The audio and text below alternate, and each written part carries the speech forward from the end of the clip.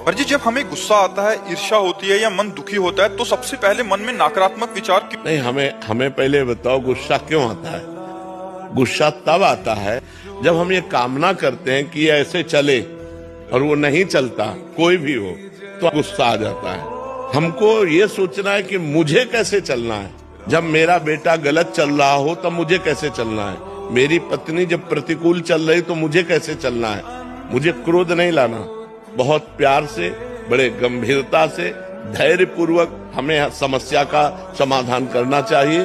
क्रोध से समस्या बढ़ती है, ना कि समस्या का समाधान होता है। जब हम गुस्सा करते हैं तब हमारे द्वारा कुछ ऐसा हो जाता है जिससे समाधान होने की जगह और हम फैल जाते हैं, प्रपंच में फंस जाते हैं। तो मुझे लगता है उस समय नाम जप करके हमको अपने अंदर की सोच को ठीक करनी होगी।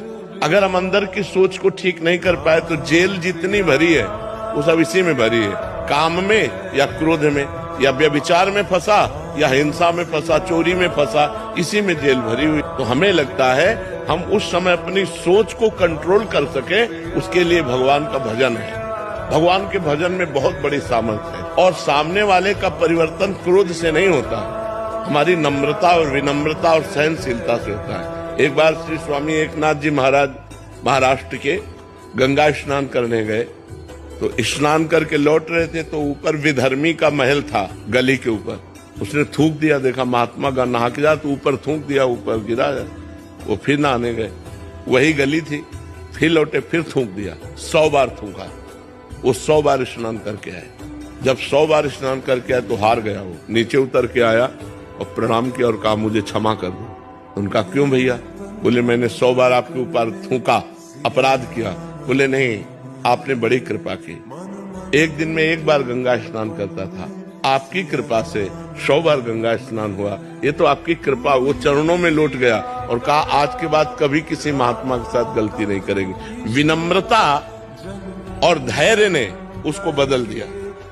अगर उसी समय गाली देते तो शायद और थूकता और गुस्सा करता या और विपरीत चला जाता, लेकिन वो कुछ नहीं बोले तो उसका सुधार हो गया। विनम्रता और धैर्य से यदि हम अपनी सोच को कंट्रोल में रखें तो हम किसी का भी सुधार कर सकते हैं। गुस्सा से सुधार नहीं होता, गुस्सा से और हानि हो जाती है। जैसे छोटे छोटे बालकों को आप बार बार प्रताड़ित करते रहे तो उनके अंदर आपके प्रति जो अश्रद्धा पैदा होगी, जब वो जवान होंगे तब वो आपका अनादर करेंगे कि ये बहुत दुष्ट हमारे साथ ऐसा ऐसा करता रहा। तो हमें लगता है बच्चों को प्यार से समझाने की कोशिश करें, दुलार से समझाने की कोशिश करें। ज्यादा क्रोध का प्रयोग ठीक नहीं है।